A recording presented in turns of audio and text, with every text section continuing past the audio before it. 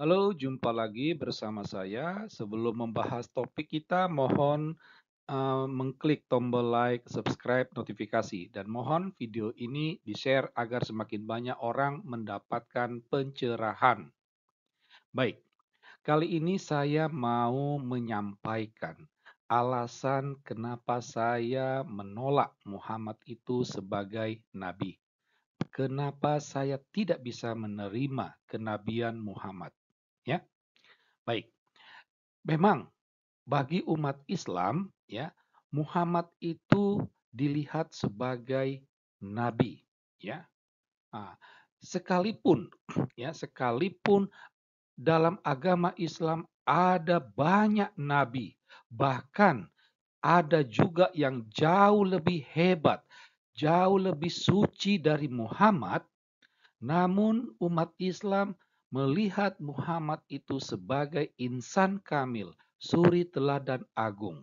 Ya, tidak ada nabi-nabi yang bahkan lebih hebat dari Muhammad dilihat sebagai insan kamil, sebagai suri teladan agung. Ya, hanya Muhammad saja itu.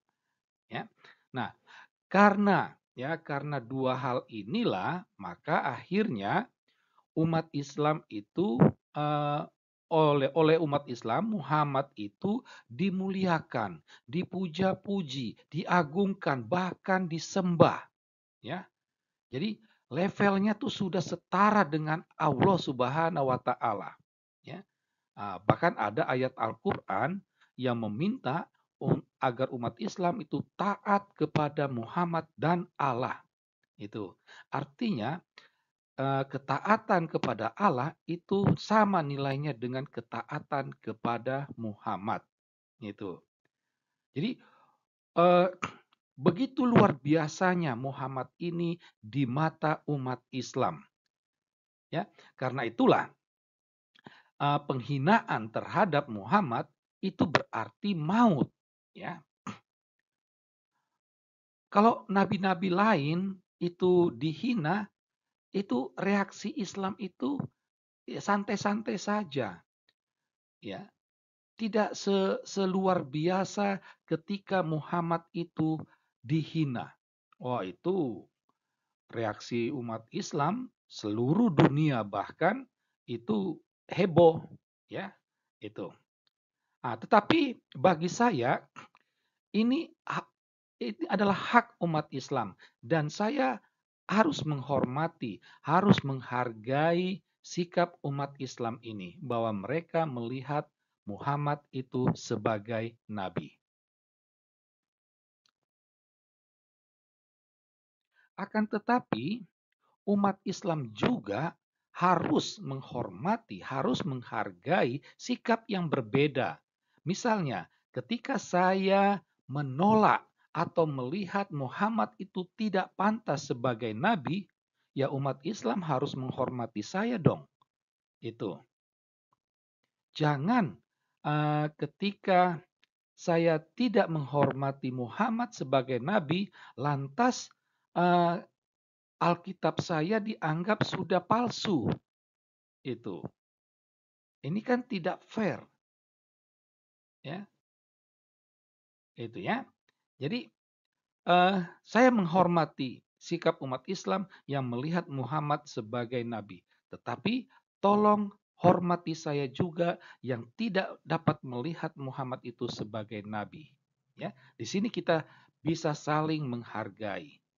Saya ingin mau mengajak umat Islam untuk apa? Untuk dapat memahami kenapa saya tidak bisa menerima Muhammad sebagai nabi, ya. Itu. Jadi mudah-mudahan umat Islam bisa bisa memahami, ya. Kalau tidak bisa menghormati saya, setidak-tidaknya bisa memahami kenapa saya melihat Muhammad itu tidak pantas sebagai nabi. Ada banyak alasan. Di sini saya hanya menyampaikan beberapa alasan saja, ya. Misalnya saya sulit membayangkan atau menerima dengan nalar akal sehat seorang nabi menikahi anak usia 6 tahun. Jadi coba bayangkanlah, Muhammad saat itu umurnya sudah 50-an. Dia menikah dengan anak usia 6 tahun. Ini nalar akal sehat saya ini benar-benar sulit untuk menerima. Ini dilakukan oleh seorang nabi itu. Atau seorang nabi umurnya itu sudah hampir 60 itu bersenggama ngeseks dengan anak usia 9 tahun. Ini nabi bagaimana itu? Ini yang bagi saya tidak masuk akal, ya. Tidak masuk akal sehat saya, ya. Maka ya, atau kalau bagi umat Islam ini sebagai kriteria seorang nabi, ya oke lah saya bisa memahami kalau memang itu. Tetapi saya tidak bisa menerima itu. Atau seorang nabi menikahi menantunya sendiri. Jadi baik ketika dia menikahi anak usia 6 tahun, ketika dia bersetubuh dengan anak usia 9 tahun, ketika dia menikahi menantunya sendiri, itu istrinya sudah ada banyak loh ya. Ada lebih dari 3 itu. Nah, itu 3 orang itu saja tidak cukup untuk apa ya, memuaskan syahwat birahinya itu. Sampai-sampai anak kecil pun usia 6 tahun, usia 9 tahun pun disetubuhi. Menantunya sendiri pun dinikahi.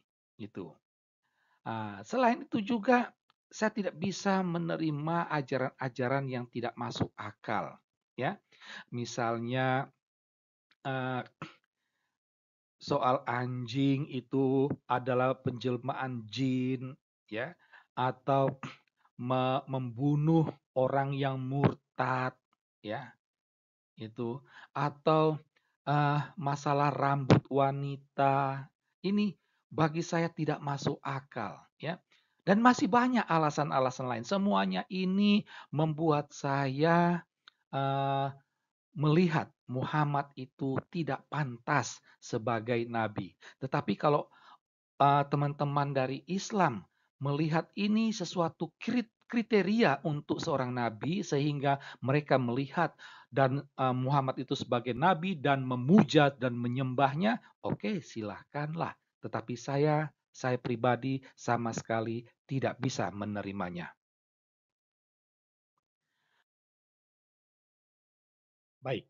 Jadi dari penjelasan di atas, ya, kita dapat mengatakan bahwa umat Islam itu berlebihan dalam menilai Muhammad. Ya, ini penilaian saya. Ya, penilaian saya, umat Islam itu berlebihan dalam menilai Muhammad. Saya bisa memberi perbandingan sebagai berikut ini, seperti kotak hitam itu ada satu titik putih. Jadi umat Islam itu hanya fokus pada titik putih itu, lalu mengatakan bahwa kotak itu berwarna putih. Seperti itulah kurang lebih. Nah, jadi dia hanya fokus pada titik putih itu. Lalu dia katakan kotak ini berwarna putih.